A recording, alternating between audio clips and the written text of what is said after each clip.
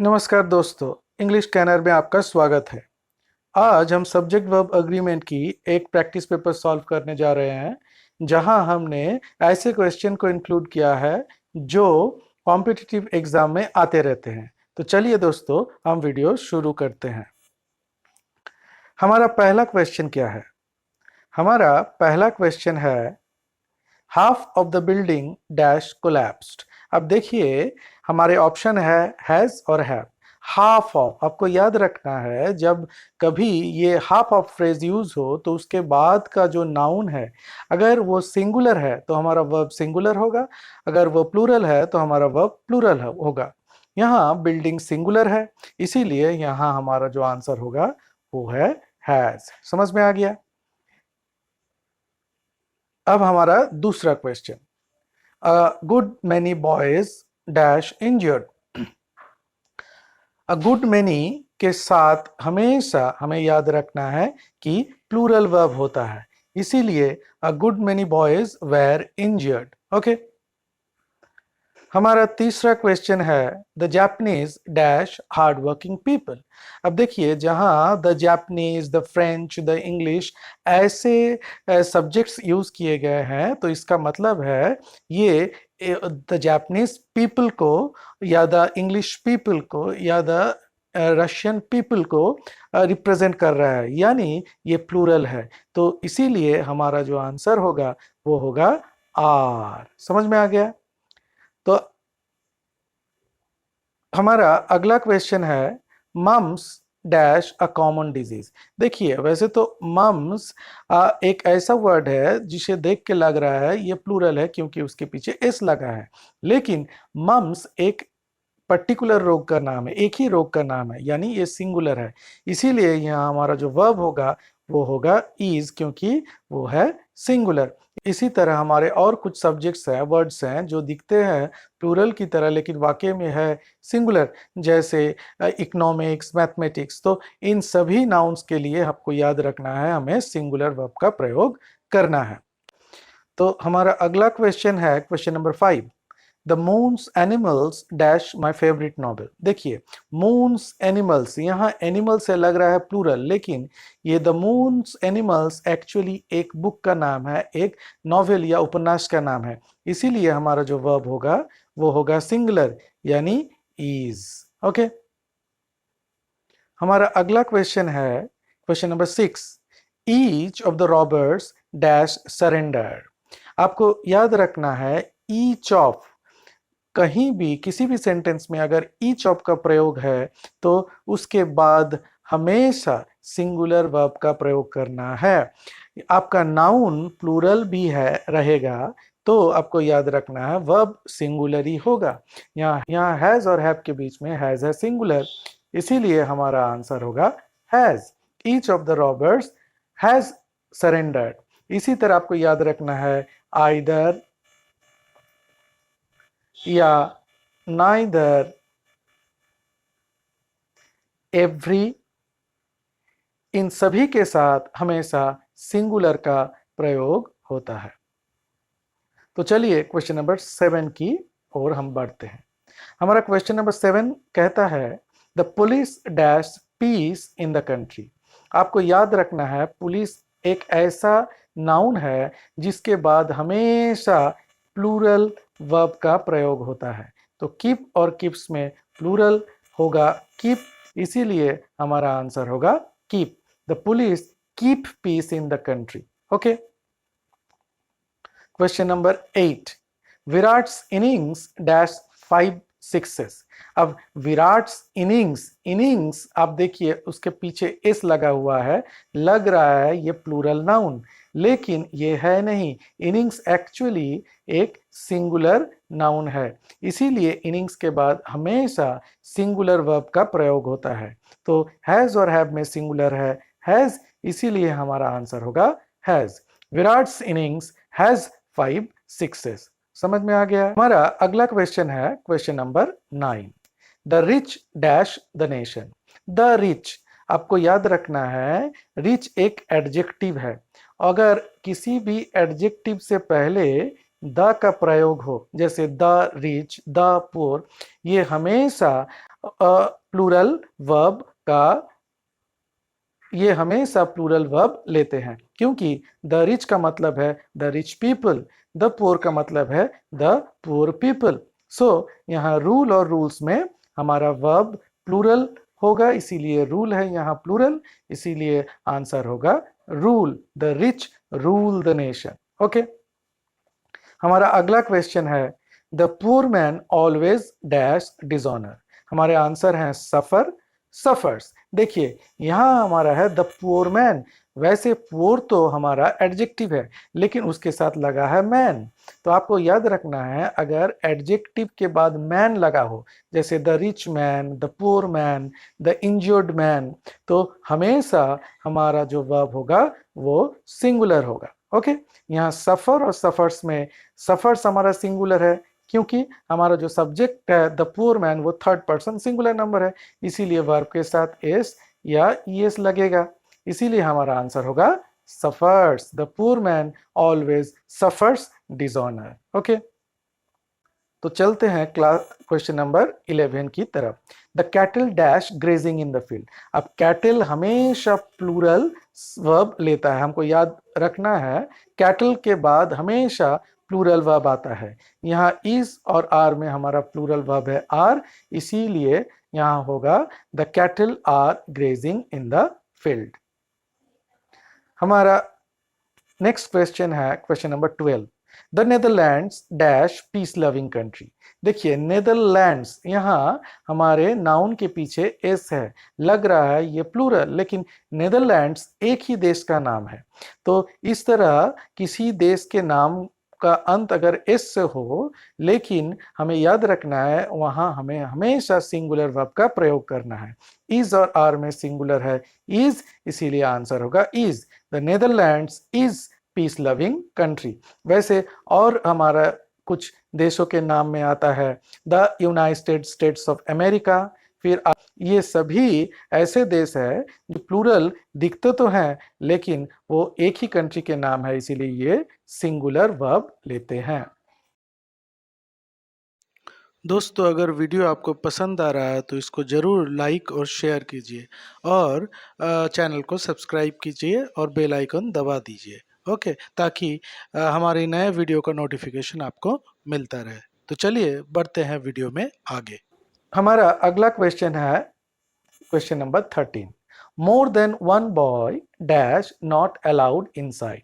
ये काफी confusing rule है। देखिए मोर देन वन, कहीं अगर मोर देन वन है तो वो हमेशा सिंगुलर वर्ब लेगा, तो यहाँ इज और आर में इज सिंगुलर है, इसीलिए हमारा आंसर होगा is. More than one boy is not allowed inside. लेकिन आपको याद रखना है अगर मोर देन टू या मोर देन थ्री या दूसरा किसी नंबर होता है तो उसके बाद हमेशा प्लूरल वर्ब लगेगा, यानी मोर देन वन सिंगुलर और more than two three four या एनी अदर नंबर वो हमेशा प्लूरल वर्ब लेता है। हमारा अगला क्वेश्चन है question number 14। Heaps of work dash still unfinished. Heaps of कभी भी अगर किसी सिंगुलर नाउन से पहले आता है तो आपको याद रखना है वहां जो वर्ब होगा वो सिंगुलर होगा। ओके, तो यहाँ इज और आर में हमारा वर्ब इज सिंगुलर है, इसीलिए आंसर होगा इज। हीप्स। अगला क्वेश्चन है question number 15। The presence of all the members dash expected. हमारे ऑप्शंस है इज और are. Presence of all the members expected. देखिए यहाँ ब्लैंक से पहले हमारा जो नाउन है वो है मेंबर्स, तो हम मेंबर्स हमारा प्लूरल है उसको देख के हमारा वर्ब प्लूरल होगा ऐसा हमें लगता है, लेकिन ये गलत है। यहाँ जो गलती हम कर रहे हैं उसे हम कहते हैं एरर ऑफ प्रॉक्सिमिटी, यानी वर्ब के नजदीक वाले नाउन के अनुसार वर्ब का चुनाव करना। लेकिन इस सेंटेंस में हमारा जो असली सब्जेक्ट है वो है प्रेजेंस।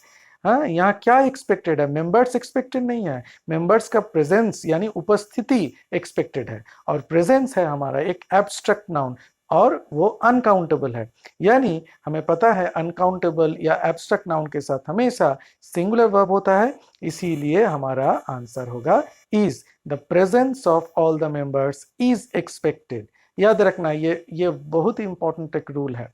उसी तरह हम और एक दो सेंटेंस बोल सकते हैं, जैसे द प्राइस ऑफ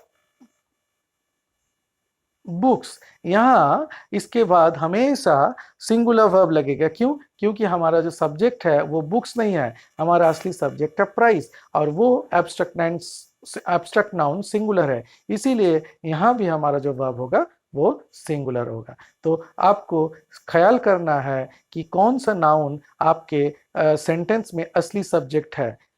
ओके,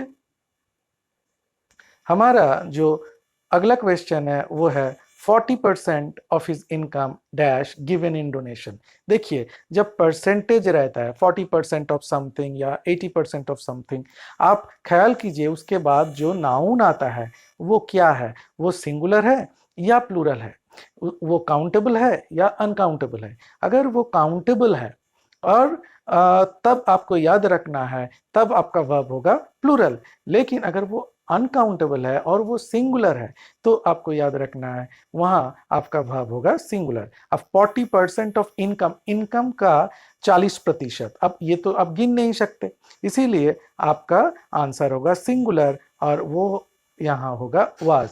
लेकिन अगर आप सोचिए 40% ऑफ द बॉयज होता, अब लड़कों में से 40%, अब 40%, अब टोटल लड़का जितना है उसमें से आप 40% कैलकुलेट करके निकालेंगे भी तो वो संख्या प्लूरल होगा, इसीलिए वहां प्लूरल वर्ब होता है। ओके, जैसे और एक एग्जांपल हम लेते हैं, 40% ऑफ द कंट्री। अब 40% ऑफ द कंट्री, एक देश का 40%, इसको गिन नहीं सकते, सिंगुलर होगा।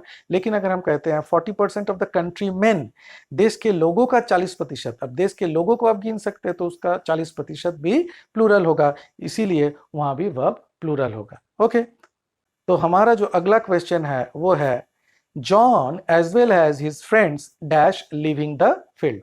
अब देखिए, John as well as his friends, यहां हमारे दो नाउन है, लेकिन क्या है, एज वेल एज का प्रयोग हुआ है।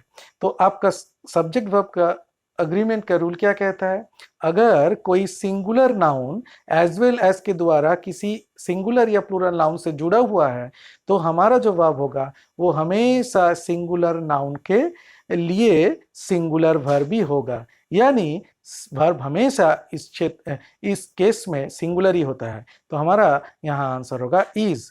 John as well as his friends is living the field. एक ही नियम लागू होता है विथ या अलोंग विथ के लिए भी। वहां भी हमें देखना है हमारा जो पहला नाउन है वो सिंगुलर है या प्लूरल है। ओके, हमारा अगला क्वेश्चन है question number 18। Neither Ronnie nor you dash to blame. अब देखिए, यहां आपका दो सब्जेक्ट है, रॉनी और यू, और दोनों नॉर से जुड़े हुए हो। तो अगर आपका ऐसा सिचुएशन है जहां दो सब्जेक्ट नॉट से जुड़े हुए हो, तो आपको देखना है कि वो दोनों एक ही पर्सन के है या नहीं। यहाँ रॉनी तो हमारा है थर्ड पर्सन और यू है हमारा सेकंड पर्सन। तो इस परिस्थिति में आपको ख्याल रखना है कि ब्लैंक के नजदीक आपका जो नाउन है या प्रोनाउन है उसके मुताबिक आपका वर्ब होगा। यहाँ ब्लैंक के नजदीक क्या है, यू, यानी सेकंड पर्सन। तो आपका जो वर्ब होगा वो यू के मुताबिक होगा, और यू के लिए हम प्रयोग करते हैं आर का, इसीलिए हमारा आंसर होगा आर। यानी neither Ronnie nor you are to blame. Okay, लेकिन लेकिन आप सोचिए, अगर क्वेश्चन ऐसा होता, neither you nor Ronnie dash to blame, तब आपका जो आंसर होता वो होता रॉनी के मुताबिक, और रॉनी थर्ड पर्सन सिंगुलर है, इसीलिए तब आपका आंसर हो जाता इज। तो ख्याल रखना है, रूल है, जब दो अलग अलग पर्सन नाइदर नॉर या आइदर और से जुड़े हों तो हमेशा वर्ब जो नजदीकी नाउन या प्रोनाउन है उसके मुताबिक ही हमको यूज करना है। समझ में आ गया? हमारा अगला क्वेश्चन है either of this girls dash given the correct answer. Rule कहता है अगर आइदर, नाइदर, ईच और एवरी किसी सेंटेंस में यूज किए गए हो तो उसका जो वर्ब होगा वो हमेशा सिंगुलर होगा। यहाँ हैज और हैव में सिंगुलर हैज है, इसीलिए हमारा आंसर होगा has. Either of these girls has given the correct answer. Okay, लेकिन अगर आइदर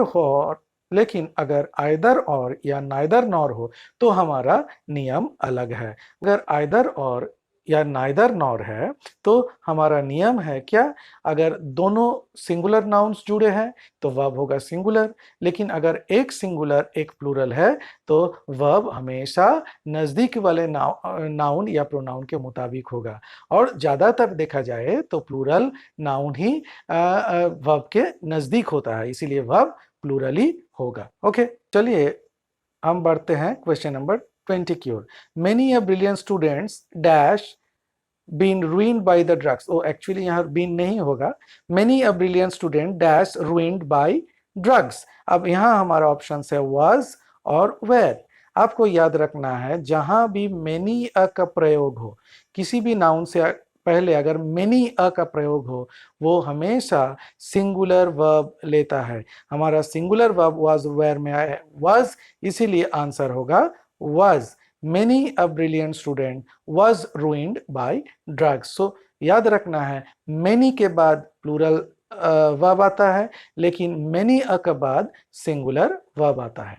तो दोस्तों, अगर ये वीडियो आपको पसंद आए, अगर आप इस वीडियो में नया कुछ सीखे हैं तो वीडियो को जरूर लाइक और शेयर कीजिएगा, और इस तरह की इंफॉर्मेटिव वीडियो के लिए आप ये चैनल सब्सक्राइब कीजिए और जरूर कमेंट कीजिए कि किस तरह के टॉपिक पे आपको वीडियो चाहिए। ओके।